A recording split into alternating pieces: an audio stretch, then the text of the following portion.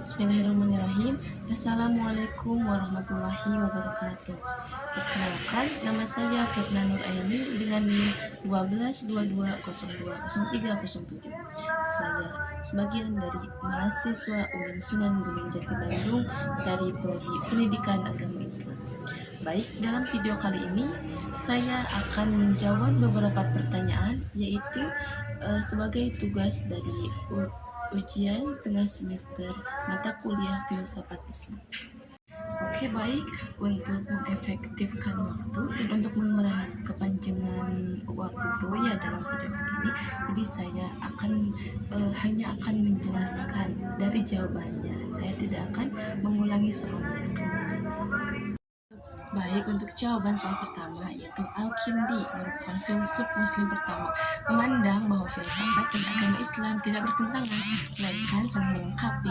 Menurutnya, filsafat adalah upaya untuk mencapai kebenaran melalui penalaran logis dan rasional, sedangkan agama adalah jalan yang lebih tinggi yang berasal dari wahyu Allah.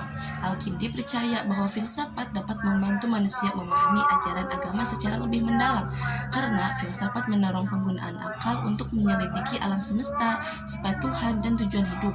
Bagi Al-Kindi, menggunakan filsafat memungkinkan seorang memperdalam pemahaman terhadap konsep-konsep agama dengan cara yang lebih terstruktur dan rasional. Dengan ini, ia menunjukkan bahwa pencarian kebenaran lewat akal dan kebenaran lewat wahyu yaitu agama dapat berjalan selaras untuk memahami hakikat realitas dan Tuhan. Nah, untuk jawaban kedua, yaitu Al-Raji dengan mendekatkan rasionalnya, menempatkan etika dan moralitas sebagai bagaimana bagian dari kemampuan manusia untuk mencapai kebahagiaan melalui akal.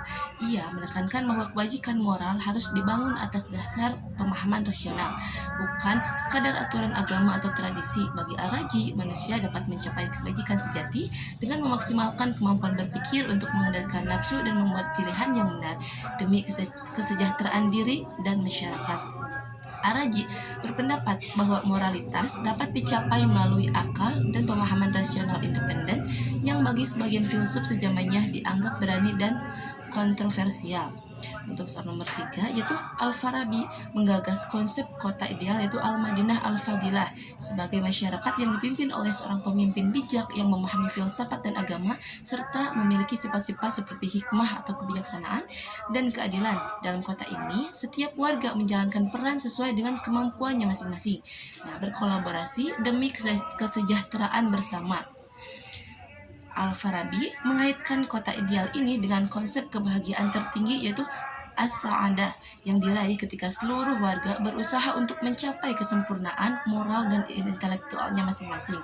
Menurutnya, kebahagiaan tidak hanya bersifat individu tetapi juga kolektif, tercapai dalam masyarakat yang teratur, harmonis, dan disiplin oleh pemimpin yang unggul dalam akal dan moral.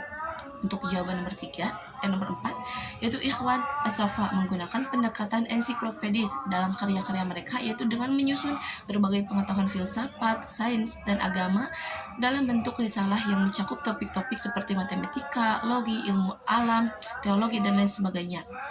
Al-Ikhwan As-Safa melihat bahwa semua pengetahuan itu bersumber dari Tuhan, sehingga filsafat dan sains bukanlah saingan, melainkan jalan menuju pemahaman spiritual yang lebih mendalam. Mereka percaya bahwa akal berperan sebagai alat untuk menyaring dan memahami kebenaran universal, memungkinkan manusia mencapai kesempurnaan intelektual dan kedekatan dengan Tuhan. Untuk jawaban soal nomor 5, yaitu teori emanasi Ibnu Sina, yaitu menggambarkan proses penciptaan alam semesta sebagai pancaran atau emanasi dari Tuhan Sang Wujud Wajib.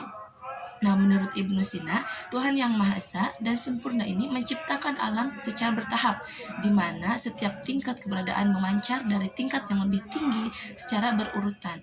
Proses ini dimulai dari akal pertama yang kemudian memancarkan tingkatan-tingkatan berikutnya, hingga terbentuklah alam semesta fisik. Dalam pandangan ontologisnya, Tuhan tidak langsung menciptakan dunia fisik, melainkan melalui serangkaian emanasi dari keberadaan spiritual hingga material. Ini memungkinkan Ibnu Sina untuk menjelaskan keteraturan alam semesta sebagai hasil dari kesempurnaan Tuhan. Dengan setiap makhluk memiliki tempat dan tujuan yang tertata dalam hierarki keberadaan. teori emanasi ini menggabungkan filsafat Aristotelian, Neoplatik dengan teologi Islam, menekankan bahwa Tuhan adalah penyebab utama sekaligus pemeliharaan keteraturan alam.